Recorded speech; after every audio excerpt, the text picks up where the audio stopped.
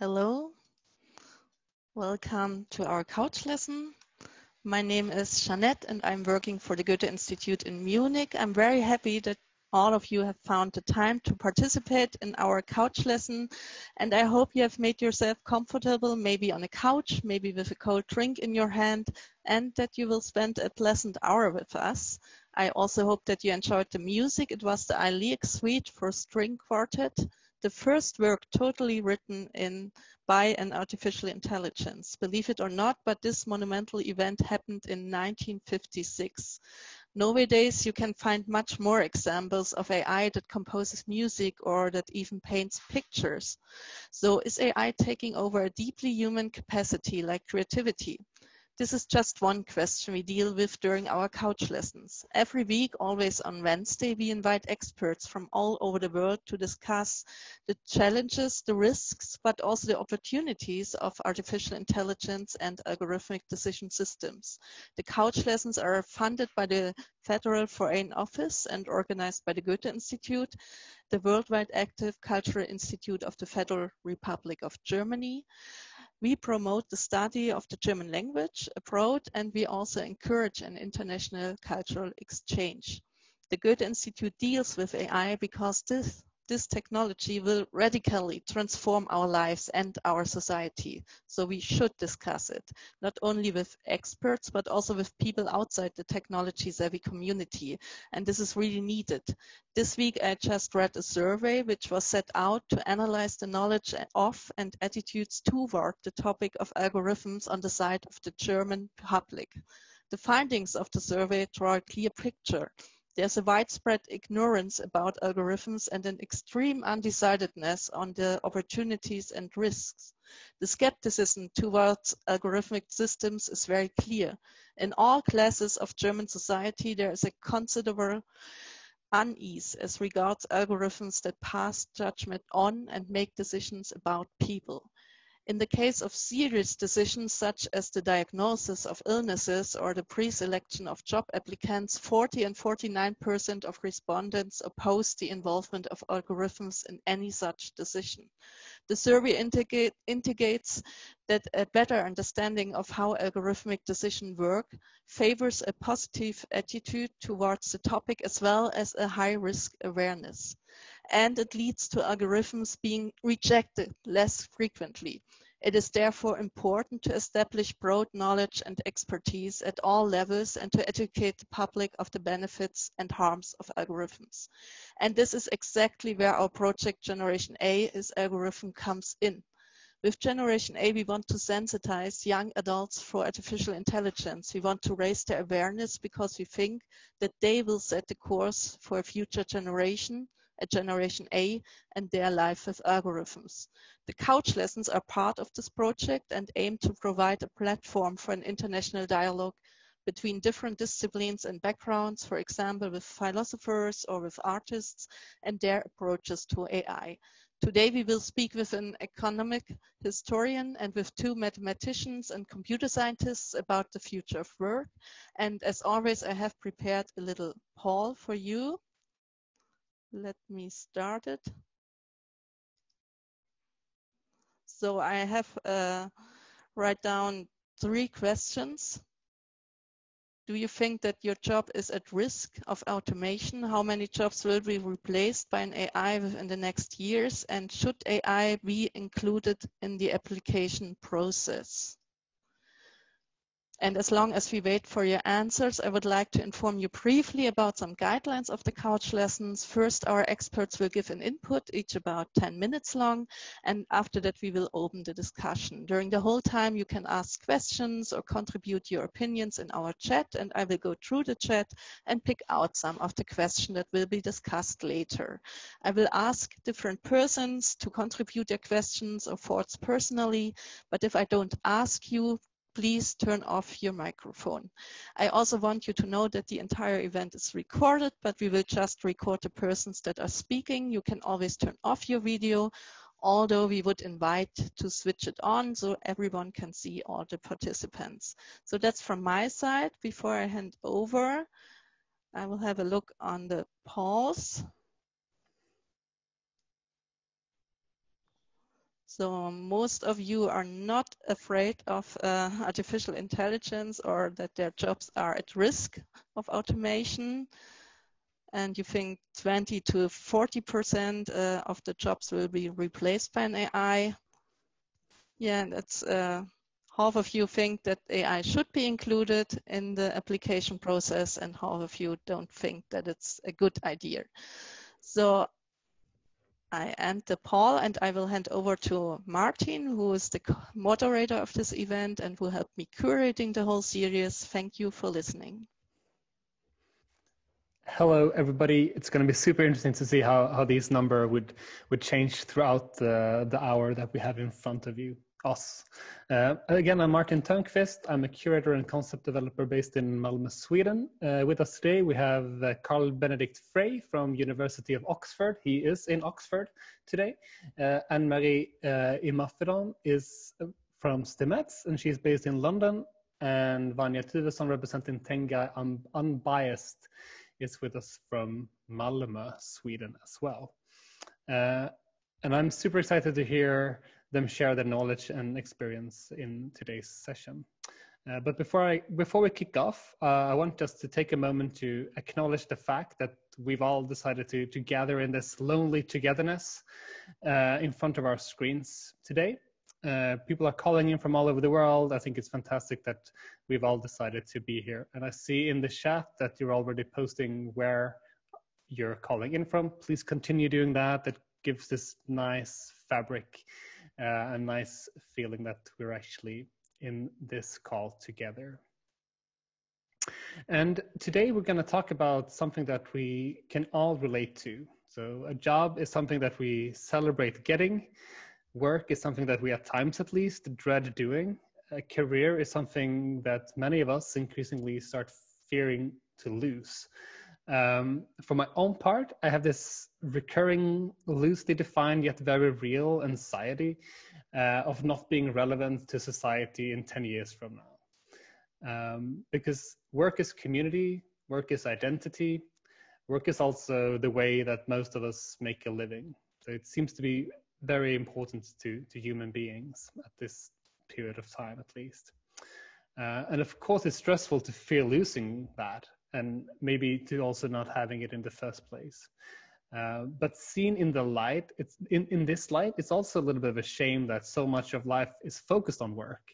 At least in the communities that I go about in, it's rare that there are conversations about what else could we be doing with our time in a world where maybe other ideals of what is valuable to society or other ways of financing common goods than tax of work and the products thereof existed. And in the meantime, we read in the news that automation fueled by artificial intelligence will take our jobs, and that some crafts and maybe even industries will diminish altogether. Yet, most of us remain fairly optimistic and happy about the current situation, as we just saw in the poll. So what is the future of work, and how should we as humans think about the situation, and how can AI be utilized in the process of hiring? That's the overarching questions we're asking with today's couch lesson. And we have 3 presenters lined up that I feel super comfortable in being able to give us some good answers as well. So let's now start with our first guest. Dr. Carl Benedict Frey is Oxford Martin City Fellow at University of Oxford, where he directs the program on the future of work. After studying economics, history, and management at Lund University, Carl completed his PhD at Max Planck Institute for Innovation and Competition. And in 2003, he co-authored The Future of Employment, How Susceptible Are Jobs to Computerization, estimating that 47% of jobs are at risk of automation. And his most recent book, The Technology Trap, was selected Financial Times Best Book of the Year in 2019. I encourage you to get it. I'll post a link in the chat. And we're super happy to have him here to share some of the insights in it. So please welcome Carl Benedict Frey. The screen and microphone is yours.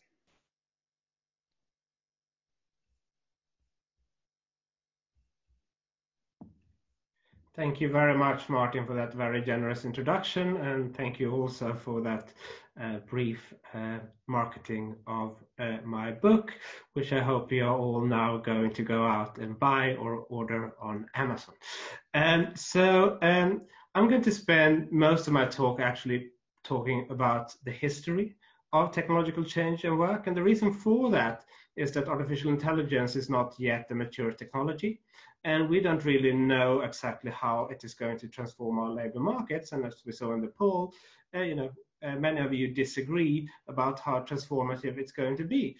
But I think we all agree that it's going to be transformative and that there's something we can learn potentially from history as well, because we've been through past periods of technological change before.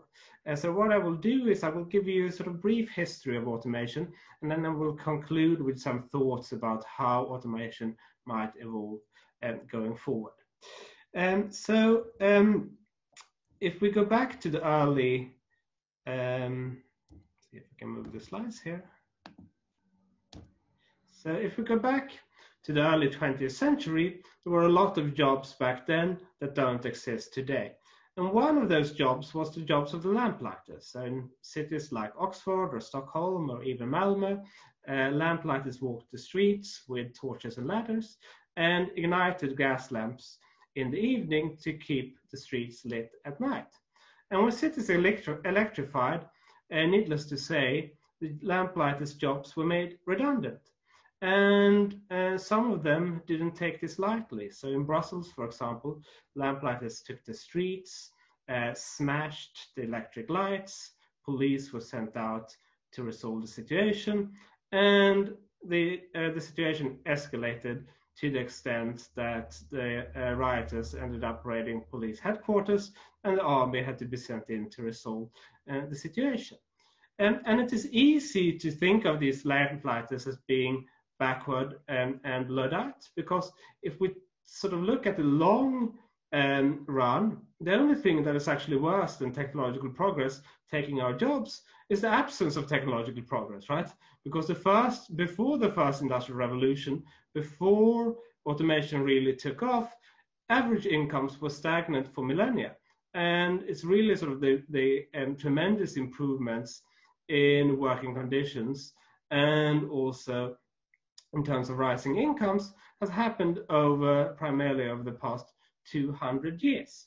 So thinking about people rioting against mechanization might seem absurd from that perspective. But I think it's important to remember that the first industrial revolution that happened in Britain was also an episode of technological change that didn't gain everybody. And if you zoom in on Britain during this period of time, what you see is that even as output growth took off, people's wages were stagnant and probably even falling at the lower end of the income distribution.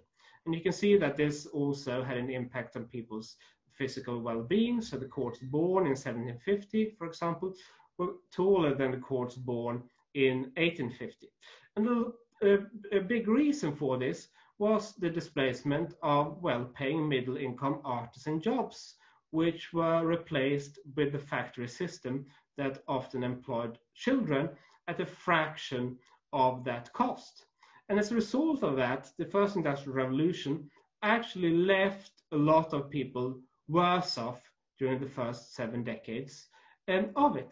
And in fact, economic historians have puzzled as to whether why people would voluntarily have participated in the industrialization process if it reduced their utility. Well, the simple answer is that they did not, right? They rioted against mechanization on various occasions. And this was not just something that was true of Britain. Riots against mechanization were widespread across Europe, across China, across India, and in fact, as I argue in the book, resistance to technologies threatening people's jobs has been the historical norm rather than the exception. Now, I'm not here to predict that we're going to live through the same episode over and over again with artificial intelligence, but I think it's instructive to look at some of the trends that have been happening in the labor market lately and compare them to past episodes of technological change. And one thing that we can clearly see over the past 3 decades or so is that levels of income inequality have been approaching levels not seen since the first industrial revolution. And if we look at income inequality, that as such actually understates the transformation that has taken place. Because what's actually even worse is that certain groups in the labor market have actually been left worse off in absolute terms. And this is particularly true of prime-age men with no more than a high school degree who would have taken jobs in factories before the dawn of automation. Those are precisely the jobs that have gradually disappeared since the 1980s due to import competition from China and jobs being offshored, but also due to factory automation accelerating. Now, as some of you will know, we've already seen a backlash against import competition from China. We've already seen a backlash against globalization. And a lot of economists have argued that, it was the disappearance of jobs due to China's import competition that actually made Trump's election possible in the first place.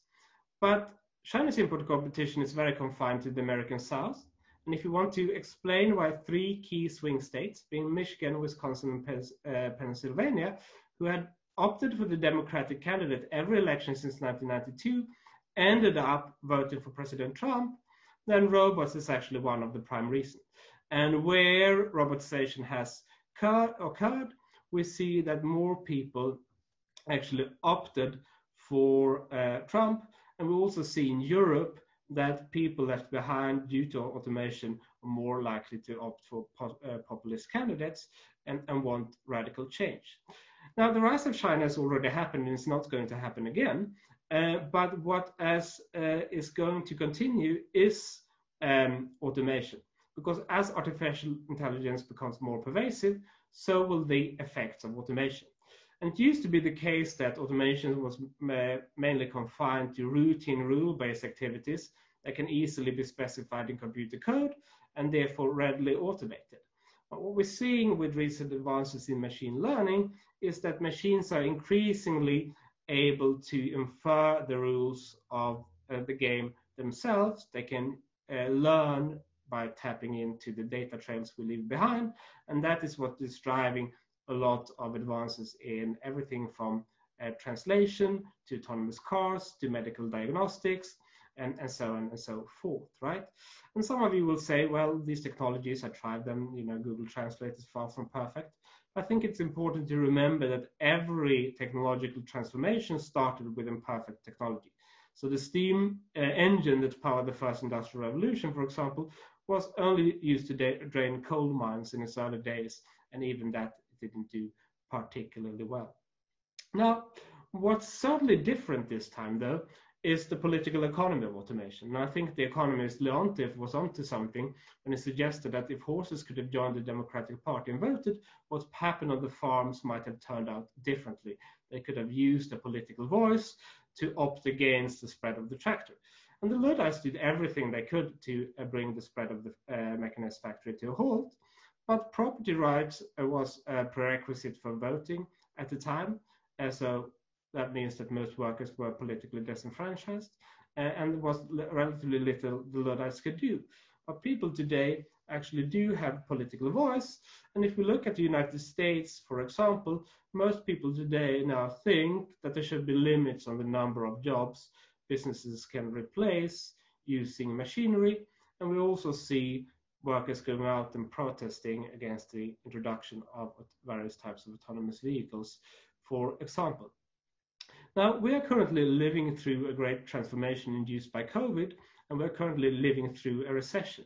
And what history tells us is that automation anxiety actually tends to increase, particularly during recessions, because people face worsening employment prospects. It's much worse losing your job to a robot when you have deteriorating alternative job options, which happen during economic downturns.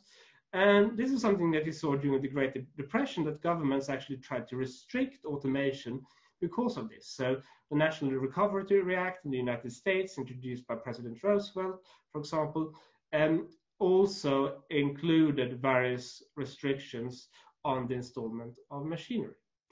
What we also see and particularly during the Great Recession, is that automation tends to accelerate during economic downturns. So we see on the one hand, businesses want to cut costs during downturns, and on the other hand, cash-strapped consumers tend to opt for cheaper goods and services.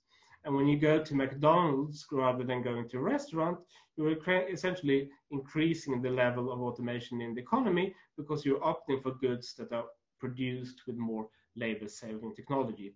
And that is something that we're seeing now as well. Now, looking forward, our estimates, as Martin mentioned, suggest that roughly 47% of jobs are exposed to automation. And those are primarily low-skill, low-income jobs, right? So it's not doctors and lawyers. Some individual tasks in those jobs can be automated, but it's more the jobs of truck drivers, the jobs of cashiers, and the jobs of people working at call centers that are highly exposed to automation going forward. Conversely, we've seen during this crisis that it's mainly high-income jobs that can be done remotely. So in financial services, for example, roughly 80%, according to our estimates of people in the financial service sector can work from home. In leisure and hospitality, it's around 10%, and obviously people in those jobs are much higher wages. So I think this crisis has really exacerbated much of the income inequalities we see in the labor market, and those in turn have been exacerbating by the trends we are seeing in technology that is favoring relatively skilled workers. The big question is obviously, what can we do about this? To find out, I'm afraid you have to buy the book, but I'm actually sure we will get to discussing some of the solutions during the Q&A later on as well. So I'm going to stop there. Thanks very much for your attention. Thank you very much, Carl. And as you said, we will invite you back at the end for a Q&A session with all the free speakers. So please ask questions in the chat, and Jeanette will source some of them, and we will therefore have a good discussion about them. Our next speaker was only 20 years old when she was one of the youngest to ever receive a master's degree in mathematics and computer science from the University of Oxford. Dr. Anne-Marie Imafidon has since been working at companies like Goldman Sachs, Hewlett-Packard, Deutsche Bank, and earned a handful of honorary doctorates. In 2013, she co-founded an organization called STEMets, a social initiative that inspires young women to pursue careers in science. And in 2017, she was awarded an MBA, which is Most Excellent Order of the British Empire. I'm amazed. And it's an honor to have her with us to talk about how we as workers best set us up for success as these new working places emerge. Please welcome Anne-Marie Imafidon. The screen and microphone is yours.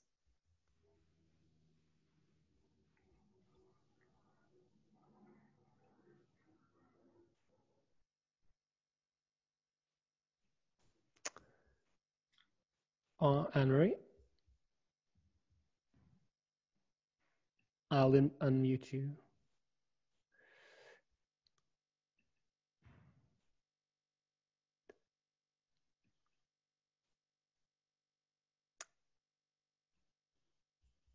Anne-Marie, we can't hear you. There we go. I'm afraid. Cool. Oh, sorry.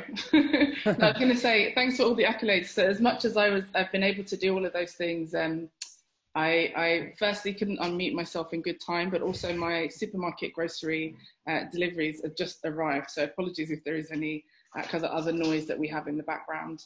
So for me, the technology is something I've always loved, always been fascinated by. The creativity that I've been able to explore using my knowledge of maths and technology is something that has spurred me on to have my career within the technology industry, but also to run this organization that we now have, which is STEMets. So I started this, as Martin said, back in 2013.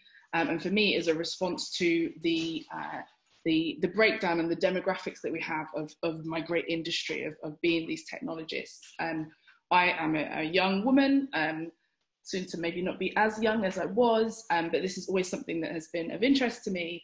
And we have a social norm, and we have a lot of kind of prevailing attitudes and social conditioning, which means that it's not something that's necessarily normal for lots of girls and young women to do. So I've been working to change this up and switch this up across STEM, being science, technology, engineering, and maths. of course, working with young people, it does force you to kind of think about what world they will be living in, operating in, and of course working with, especially if we're trying to influence the kinds of work that they choose. And so the future of work is something that I've become kind of slightly obsessed with, but I've spent a lot of time in the last 2 or so years delving into and looking specifically at kind of equality as we go through this transition and as we move into the 4th industrial revolution. Now, of course, AI, I know you've had lots of different sessions on these, but on this topic as part of these couch sessions, but I think it's always nice to kind of go through a definition of sorts. This is one from Imperial College London, which looks at, you know, AI being to get computers and robots to carry out tasks that are considered to require intelligence in humans. And I always laugh at this definition, because when we talk about intelligence in humans, that's something that varies quite a lot and is an interesting place to kind of starting place. But it's ultimately about being able to make decisions. At the moment, we've got specialized algorithms, which Carl said are kind of a varying success. But ultimately, it is also kind of the things that are holding us back from general intelligence, rather than from specialized. We've got specialized intelligence at the moment, but things that are holding us back from generalized intelligence, which is the kind of robots that will end up marrying our grandchildren and you know, really taking over. It's things like perception, language, and learning that we're still really struggling with, and that we're still trying to work out as technologists. And ultimately, you know, we see this in things like computer vision, which is still in its infancy, still trying to work out, and which is ultimately algorithms looking at a series of matrices and trying to calculate different things. This, for example, is a matrix for detecting edges in particular images. We're trying to parse language. Language, of course, is incredibly difficult. I know at Goethe-Institut, you're looking at German language learning, but imagine trying to be an algorithm, trying to keep up with that, and natural language processing is something that we as computer scientists have been fighting with for a while. And so there are lots of things that are getting in the way of us having this general intelligence and full AI. I know you've already had a session with DeepMind previously, and so this is an example that I always love to show to kind of illustrate what it looks like when we're really talking about AI at its essence, what it really is. And I'm not sure they maybe showed this to you, but this will be a game that many of you will remember. Those of you that had Blackberries way back when, there was kind of one game on the Blackberry, and this was it. So DeepMind, who of course specialized within AI, created an algorithm and gave it access to be able to control the red bar at the bottom and told it to maximize the score at the top. They did not give it the instructions or how the game works. They just said simply, you know, play this and maximize the score. So after 100 goes, which is what we have at the beginning here, we can see that it's still missing the ball. Kind of the score is maybe in the hundreds, and it's not doing very well. If we progress along a little bit more, we'll see after 200 goes, it gets slightly better and is getting more and more refined. And the thing to remember with this is, you know, it's had 200 goes without a break. So those of you that did play the game on your BlackBerry, maybe you played it 200 times, but you probably took a break. You probably had to use the toilet, go to work, go to school, whatever else it might have been. After 400 goes, the score is slightly higher. So we're now in the thousands, and we can see that it's gaining in accuracy and getting much better, having not been taught this particular thing. Now, after 600 goes, something very interesting happens. And this is that it works out that there's a tunneling strategy, which I don't know how many of you that had a BlackBerry figured this out when you were playing the game. If you bounce the ball on either side, you can create a tunnel on either side, and then the ball will bounce itself at the top without having too much effort. Now, I might ask by raise of hands, how many of you figured this out when you were playing this game on your BlackBerry, or if you've played this game before? Of course, you know, if you didn't figure it out, I can't see a lot of you, but if you didn't figure it out, you know, don't feel too ashamed. I guess 600 goes is a lot to do, even without a break. And actually, none of us are going to be doing this at work anytime soon. So there's nothing to be fearful of unless you're a professional brick breaker game player. But of course, there are lots of applications that we can now see of being able to learn over time and being able to make connections between different things. So here's one that came out kind of slightly earlier this year about antibiotic discovered using machine learning with some kind of spare data that they had from different clinical trials that have been going on. And of course, you've been lucky enough to hear lots of pieces of music composed by AI already in the series. So this was an example, which I'll let play, at the Luxembourg 150th anniversary.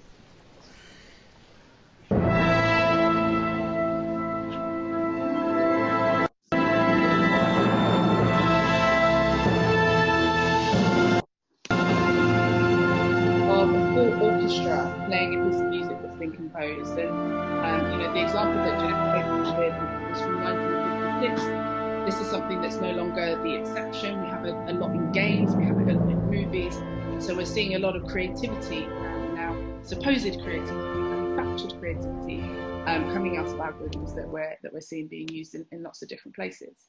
Of course, with this progression, as Carl mentioned, you know, there's been growing pains. We are still in our infancy, and so there are lots of things that are still amiss.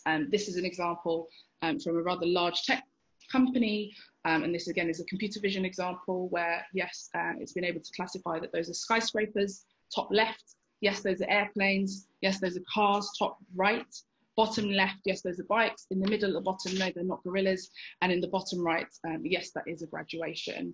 And this is kind of constant examples. And when we look at kind of, especially intersectional examples, when we look at people of different races, of different genders, we've got more and more examples of where that are cropping up that are away from what we might call the default, of where algorithms are kind of missing out in quite a big way. And as you mentioned, had mentioned there from Martin in your survey of attitudes, this is something that we're seeing.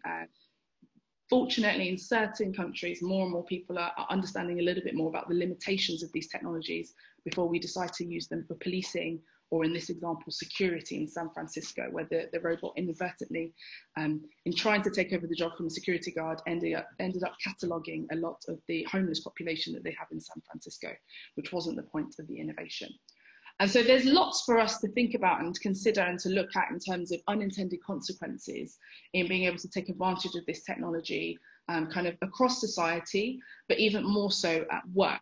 So Carl mentioned some statistics there about kind of how amount of jobs that might be taken. You know, there's a lot of scaremongering, but also if we look beyond the headlines, there's a lot of digital transformation that is going on in particular sectors and that is benefiting certain workers in certain sectors, but it's also kind of holding them back. And of course, we've seen with the pandemic, this has been during the pandemic, a piece of research done by the Institute for the Future of Work around kind of how much this technology has been adopted within particular sectors and how that's affecting their resilience now that we're in the pandemic, but also affecting the kinds of workers that they're taking on board.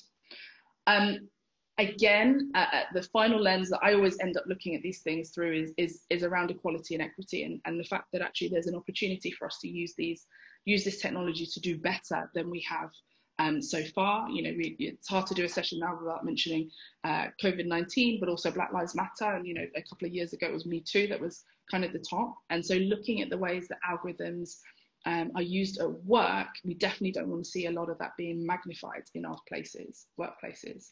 And so for us at the Institute, it's been important to make sure that we look not only at equality in algorithms for the individual, which is a little bit of what I'll be covering within this 10 minutes, but also at a company level, and the fact that that company then also has its knock-on effect on society and on the systems. And this is, you know, anything from business models to the products that are being sold and exchanged within an economy. When we look at work, of course, there's lots of examples of AI being used already. I myself used to have an AI assistant that would schedule all my calls and book in all my meetings. We've got this example here in the UK from BLP, which is a rather large law firm that have been using AI a lot within their property division to go back through historic property records to use that in cases that are coming up. But even more so, that's the examples we've been kind of delving into as part of our equality task force at the Institute for the Future of Work have been around machine learning and particularly in hiring, which I know Vanya is going to go into in much more detail. And for us, we've been able to also pull together an impact assessment for equality that organisations can use. They're looking at taking on algorithms for use in their workplace. There's 3 different types of case studies that we've ended up delving into, and you know, I know I'm almost running out of time, so I just want to give you a flavour, and we can talk about them a little bit more in the Q&A. First has been in recruitment, and recruitment practices that we have with particular algorithms that have been used to advertise jobs to different people, we're already beginning to see that the way that we optimize the kind of click-through rates and the way that we do advertising, especially in jobs, has ended up in many cases kind of only showing technical roles sometimes to people of a particular gender, or only showing roles above a particular pay grade to people of a particular gender or from a particular background or of a particular race. So we're seeing a lot of our prejudices that we might have as human beings kind of translating into our recruitment practices. We're also seeing it within hiring, and I'm hoping Vanya will be able to kind of solve this problem with her innovation that she's working on. But using video technology and facial recognition in hiring practices and in interviews has also kind of meant that we've ended up seeing a lot of this inequalities that we already had being magnified quite a lot in algorithms. And most frustratingly, the other area that we've looked into as a case study has been talent management. So this idea that, if we're looking at shift workers or people that are managed remotely, which of course we're seeing much more during the pandemic with those who are able to work flexibly and work from home and work at distance, we're now seeing algorithms being used to kind of manage workforces, to track workforces, and then to make decisions on shifts, on projects, on pay, based on what's been analysed in the algorithm. So there's a lot of interesting things that are happening within the workplace that we as individuals need to be conscious of. And so to close, I had kind of 3 big suggestions, or 3 things for each of you to kind of take away in light of this 4th industrial revolution and things that are coming. The first is that digital is our 4th literacy. And here in the UK, I'm sure you'll have your equivalents. We used to have this thing about the 3 R's in education. It was reading, writing, and arithmetic, was what we defined that everyone should get from their education and should leave school with. And I'm definitely trying to kind of add redigital to that list of 4, to say that you're not learning English, or you haven't learned maths in order to be the greatest mathematician or in order to be the greatest poet, but you've done it in order to understand in English or whatever your first language might be. You've done it to understand the world that you live in, and it's a form of literacy. And so this is something that none of us were born speaking, insert mother tongue here. We've had to learn it, and so digital should be one of those alongside, for us to at least have a basic understanding of what's going on around us, but also the decisions that are being made. I also liken this to immigration. For better or for worse, we all have an opinion on immigration. It doesn't make us immigration lawyers, and you didn't need to be an immigration lawyer to have that opinion. So we definitely need to have that stance to algorithms and to a lot of the new technologies that we've got coming. We also need to make sure that as individuals, we have a growth mindset about all of these things. So they are in their infancy. There's a lot of overlap between lots of the new tech trends that we have coming up. There are implications for us personally and socially, but also in work. And so having a growth mindset to say, you're not, again, doing this to be an expert, you're doing it to understand more than you did yesterday, because the fact that they're continuously being upgraded and continuously changing. Having a growth mindset to say, this is something I'm going to continuously improve on is what's going to stand you in good stead, whether you need to reskill, whether you need to retrain, whether parts of your role are disappearing, or whether there are new industries that crop up that you're going to be a part of. And finally, and this is something we say with the girls, and that's why I run STEMETS, is don't do it alone. Find a tribe to learn with. These Goethe-Institut sessions have been great for being on the couch, and of course we can't meet up physically, but definitely look for communities to learn within. It means you'll go further, it means you'll have motivations, and most importantly, also means you'll have other perspectives as you're learning, which are just as important as the content themselves. So I'll leave it there. Thank you very much, Anne-Marie. Some really good perspectives to have in mind when sort of thinking about the future workplace for oneself. Now to our 3rd speaker and last speaker for tonight, Vanya Tuvesson. She is a software developer and social entrepreneur that in 2015 founded Pink Programming, Sweden's largest network for female developers. Since the start, they've been organizing coding meetups and camps for thousands of women all over the country. She's currently the Chief Technology Officer at Tengai Unbiased, that is developing an interview robot and recruitment assistant that aims to make better hiring decisions with conversational AI. And Vanya, we're very happy to have both you and Tengai with us to tell us how this works and why it's needed. So please all beam your energy to Vanya and Tengai. The microphone and screen is yours. Thank you, Martin. It's very nice to be here tonight. Yeah, I'm Vanya here with Tengai.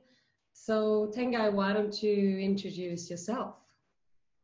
Hello, my name is Tengai. I am the world's first unbiased interview robot. Vanya will tell you why I am better than a human at my job, and also about how I learned my skills. Over to you, Vanya.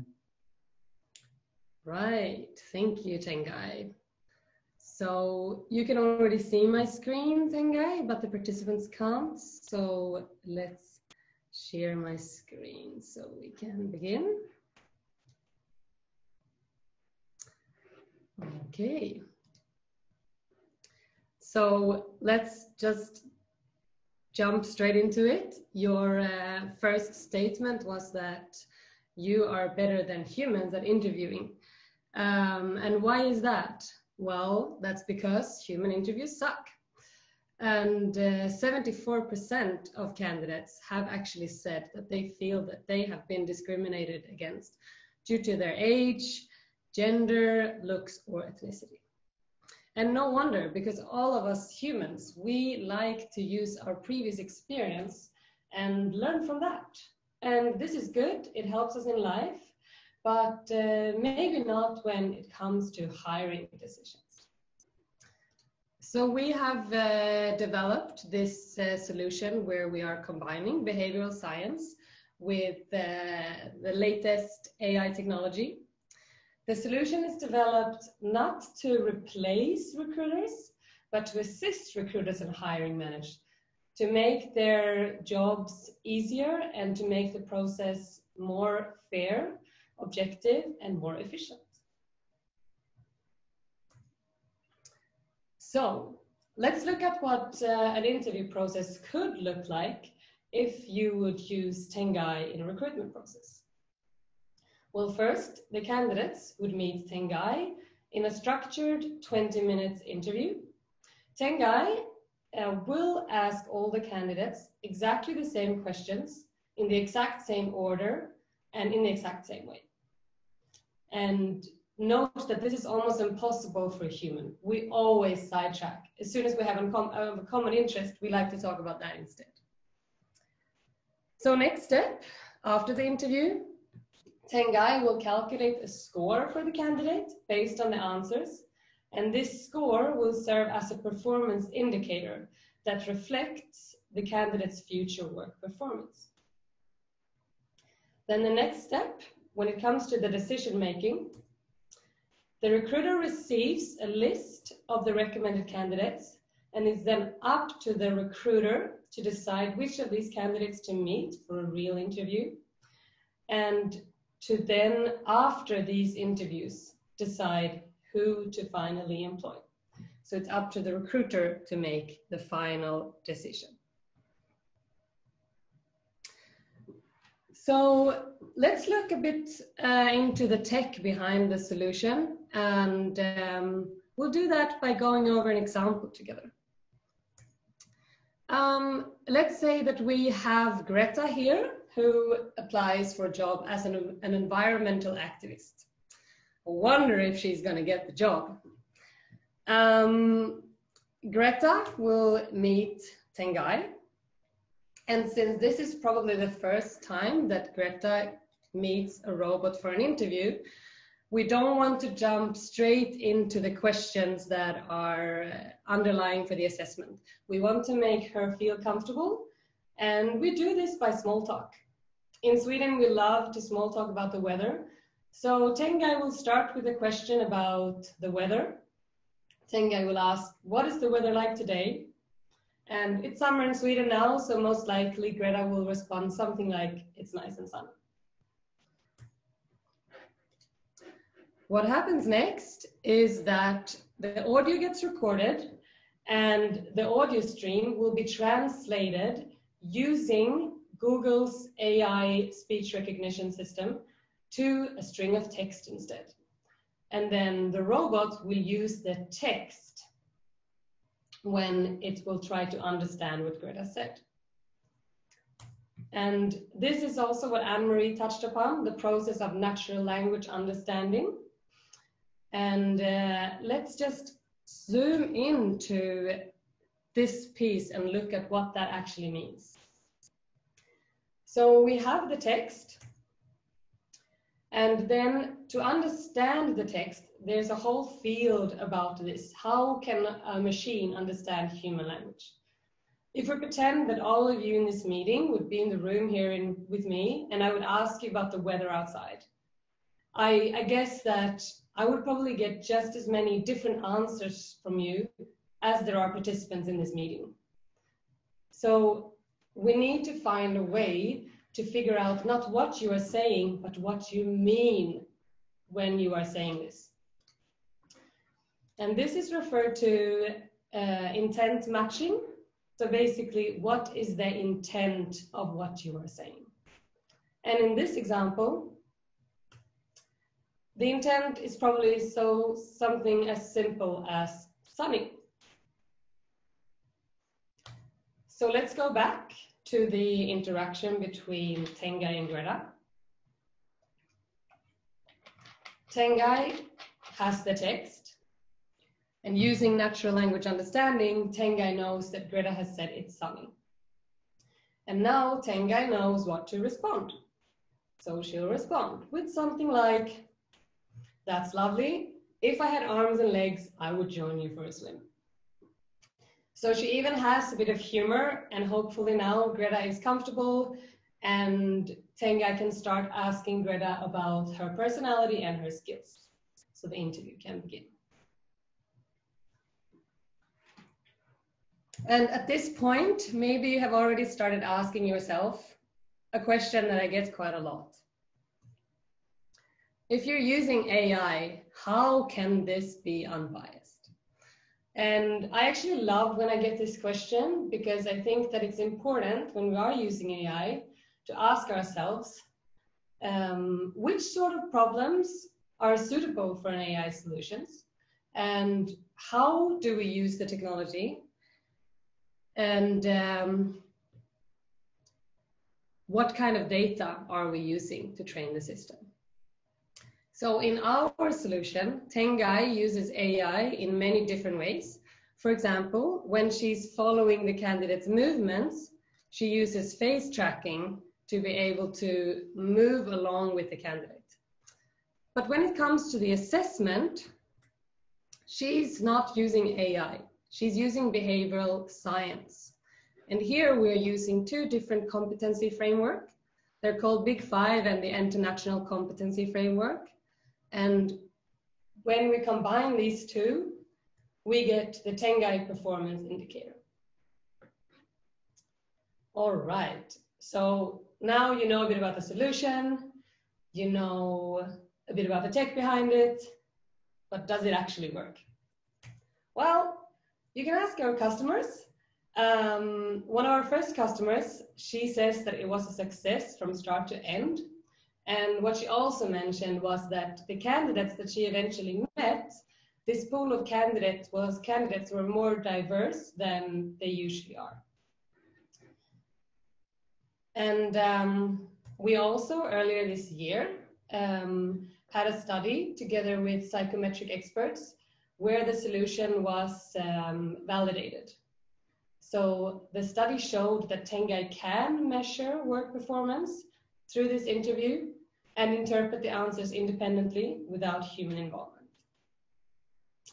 Right, so that's great. Recruiters are happy, scientists are happy, but what about the candidates that get to meet a robot instead of a human? What do they think? Well, 85% of the candidates thought that the interview was serious. 76% of them actually wanted to be interviewed by a robot again. And 84% experienced that they can give a more honest answer to the robot compared to a human recruiter. And with that, I think we can conclude that Job interviews by humans are biased, but using the Tengai solution, job interviews are not biased anymore.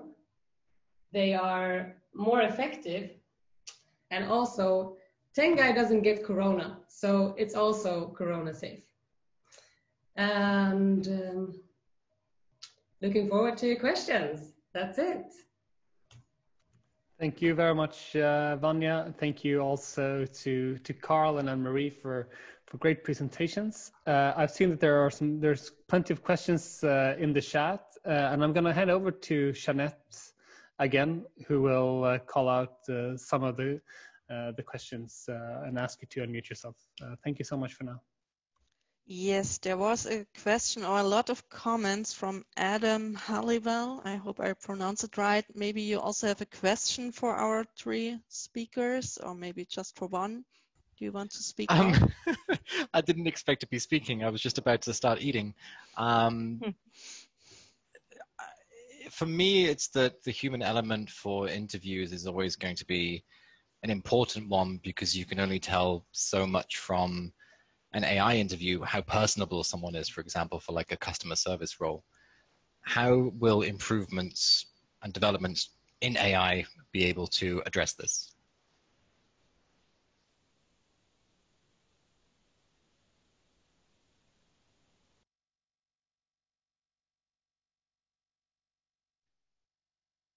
Do you want to go, Vanya?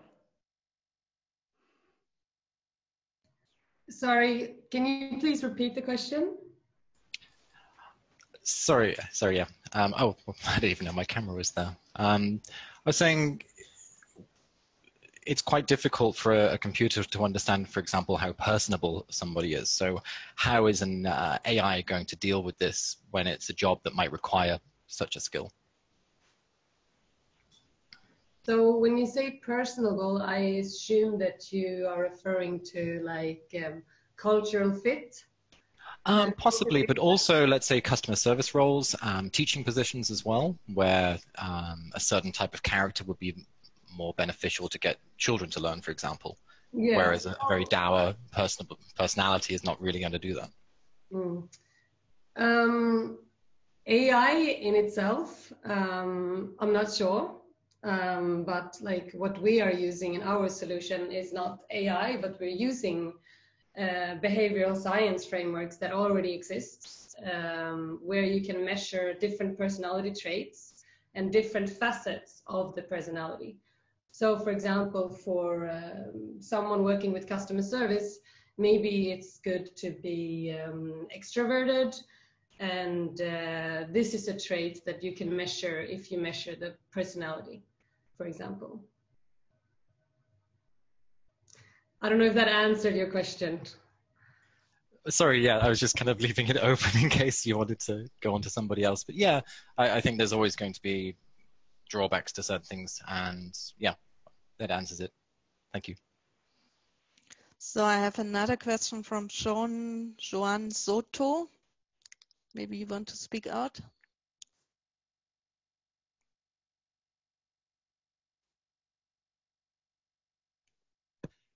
Hello.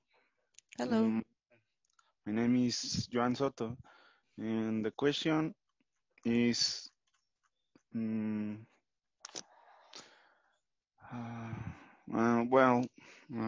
question is the robots, the IA. I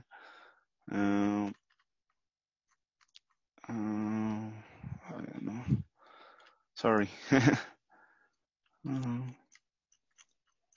If I can help you, Yeah. will the robots leave a lot of people out of work? So maybe Yeah. Carl, you can answer. Yeah. Or would it be a different future? Is the two questions. Yeah.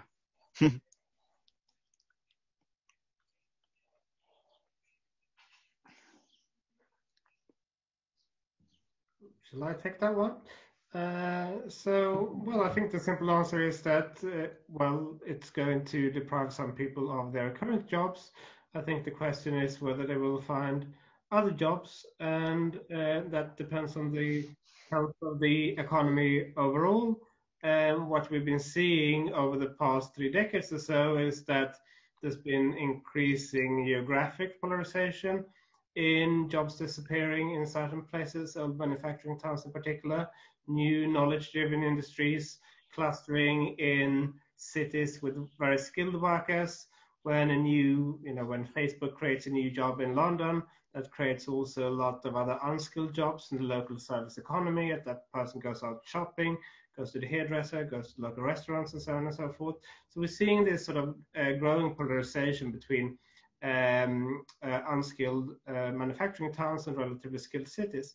And I think this is something that also makes it quite hard for people to adjust, because people are tied into the communities often where they live. And there's nothing inevitable about this. So what you can see in southern Sweden, where I grew up, for example, and where I think Martin is sitting now, Malmö was a city that specialized in building ships. It had a shipyard that sort of contributed to the thrift of the city. That closed down in the 1990s. The city was struggling for a long time.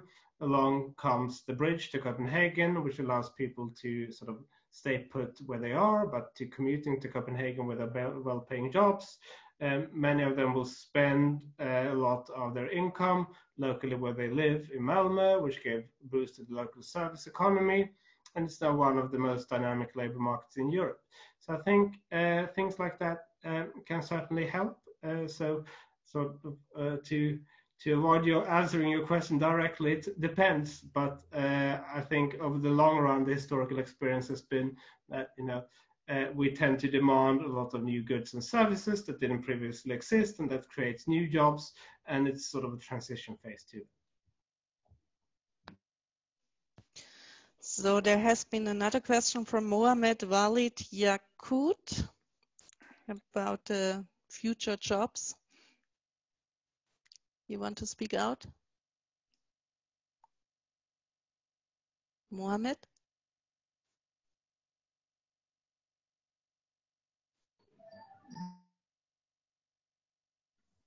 Okay.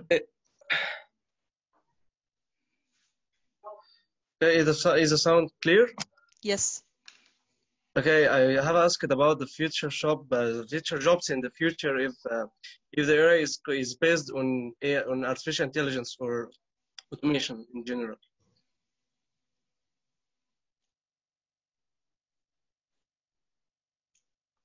So I think I can kind of comment on this. I guess I think there's a lot of jobs that will be towards the technical end that we'll definitely need. I think the interesting thing about technology is that, as we've said already, it doesn't work first time round.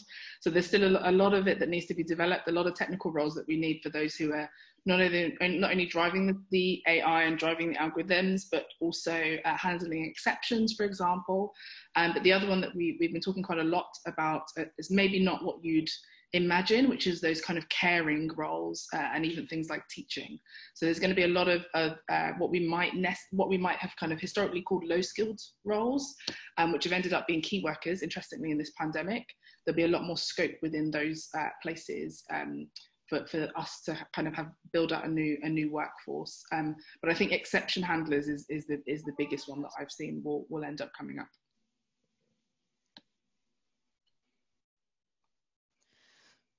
And there have been a lot of questions about Tengai. So maybe Ayana Datta, you want to go on? Yeah, thank you. Okay. Hi, can you hear me? Yes. Okay.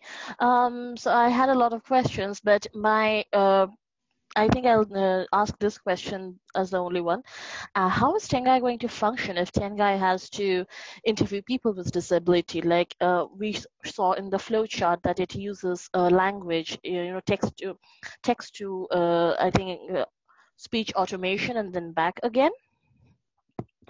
So how is Tengai going to use that algorithm or that system if someone is using a sign language or they're not speaking? Yeah, thanks for that question. It's a very interesting question. if I was speaking to someone that had these disabilities, it would be a challenge for myself as well. So Tengai doesn't understand sign language yet, but in the future, getting to that, I guess we would have to bring someone in to teach us more about how she could learn to understand that. Thank you very much. Thank you. And I have another interesting question from Shakuzi Urbina about replacing politicians and economists through AI. Shakuzi, you want to speak out? Hello, I'm Hakusi. My question is, should we try to use AI to make politicians and economists before low-income jobs? Because I think the inequality of society is usually only make benefits for few people, no? So maybe if the an up and bottom framework, it will better. I don't know. Thank you. As an economist, I could maybe try to address that. So what we find in our research is that what's very hard to automate is complex social interactions and creative type of skills, although there are clearly some examples. We can debate creativity, and as everybody knows, economists are both tremendously socially competent and very, very creative. So I predict it's absolutely impossible to automate an economist. And that was a joke. If I can comment on that, I think the other thing we'd have to think about with anyone that we're trying to replace is what are the complexities. So anytime you put an algorithm together, you kind of often you end up using historic examples to be able to inform what should happen next. And so the bigger challenge would be if you are going to build an algorithm that will govern or an algorithm that will manage the economy, you'll have to build it in a way that kind of any of the knock-on effects that can happen, because human beings are complex and therefore a system of human beings is even more complex, that you've already thought about those in the algorithms. If we look at the way the stock market moves and a lot of the kind of e-trading that we've had around for decades now, there's a lot of unintended consequences that have come and that have impacted lots of seemingly unconnected parts of different economies around the world, just because that person had optimized that algorithm to make the most profit. So I think it's definitely something that we have to kind of consider for economists. Politicians, no comment. It's a great question, though. I feel like tweeting it out and seeing what tweets say. I think we have time for one or two more questions. I will ask Shaila Kibuki to speak out. Yeah. Hi, everyone. So my question is about automation and the future of work with specific regard to the context of Africa, which is where I'm from. I'm from Kenya. We have a burgeoning population, like about 80% of our population is what you'd call young to very, very, very young, like infant. And because we don't generate our own technology, we're not really at the table when people are deciding which direction technology is going. What we find is that we end up importing technology just as it is in a different context. So if I use the example of automation, maybe in a place with an aging population, automation is a good thing because it will take away most of the tasks that older people can't do.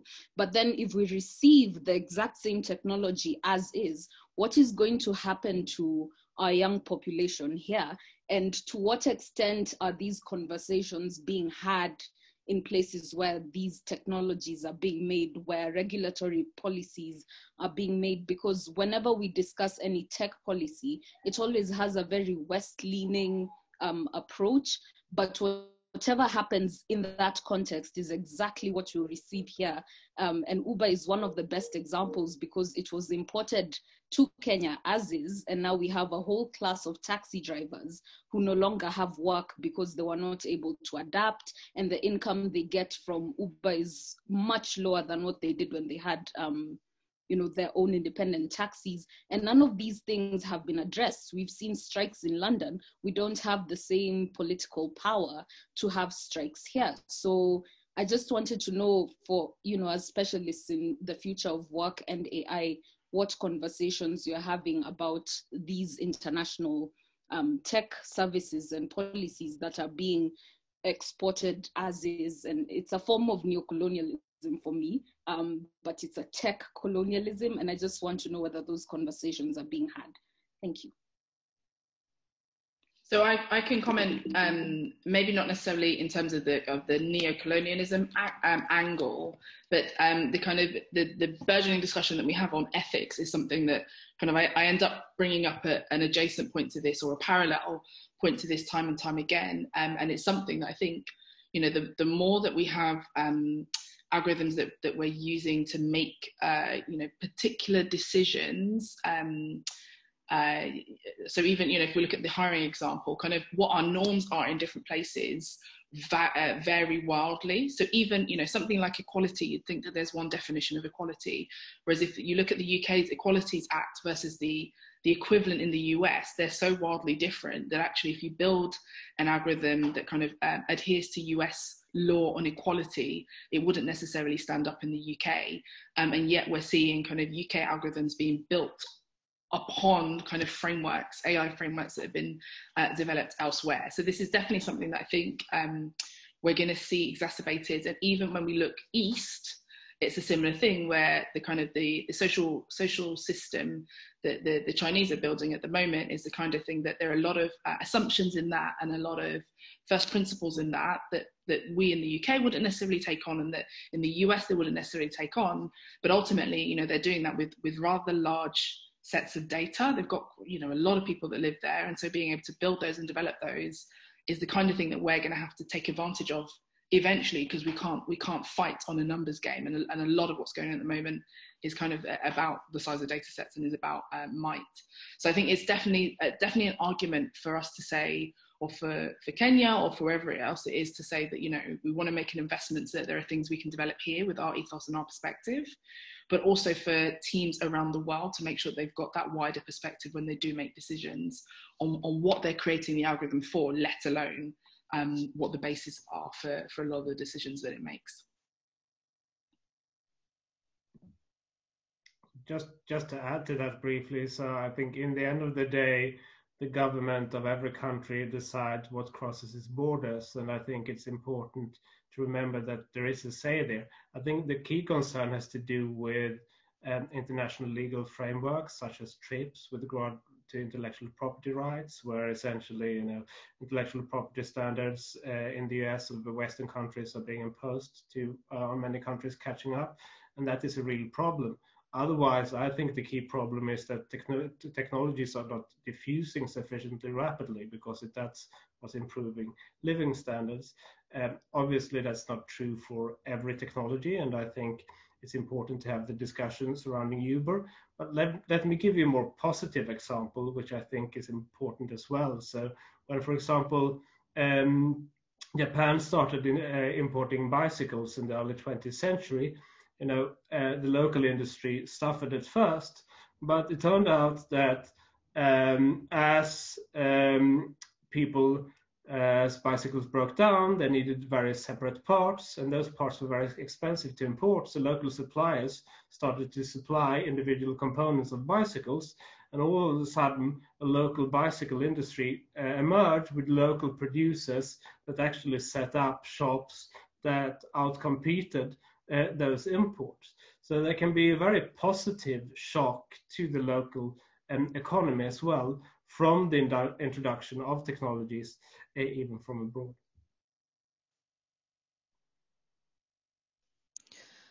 And the last question, there is a very interesting discussion in our chat about what should we teach the younger generation to prepare them for a world with AI. So maybe you all want to give a short comment to this at the end.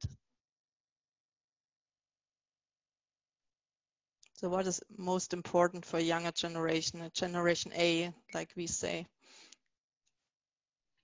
So for me, I think if you're trying to influence generation A, the most important thing is to include creativity at the core of what you're teaching them. At the moment, a lot of our syllabuses and curriculums around the world that are within this area don't focus on that. They focus on rote learning and they focus on very rigid structures. Second is the altruism, because ultimately technology is about solving problems and helping people. And a lot of people don't make that connection, and so there's lack of motivation for doing it. And finally, using a diversity of role models. And in terms of what they learn, I think ultimately they need to learn how they learn. That's the most useful thing, because they're going to have to continually reskill. So the problem isn't the content, it's just the vehicle in which they're going to do it and the motivation for them to continue lifelong learning, which, to be honest, I think we should start with the older generations, because that's still not something that we have as our normal.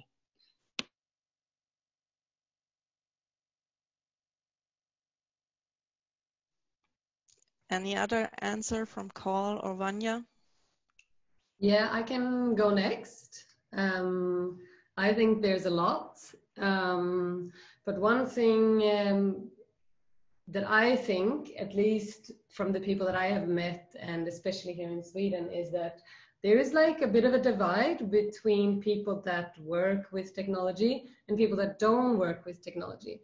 What I would like to teach not just the younger generation, but all generation, is like, how can we meet?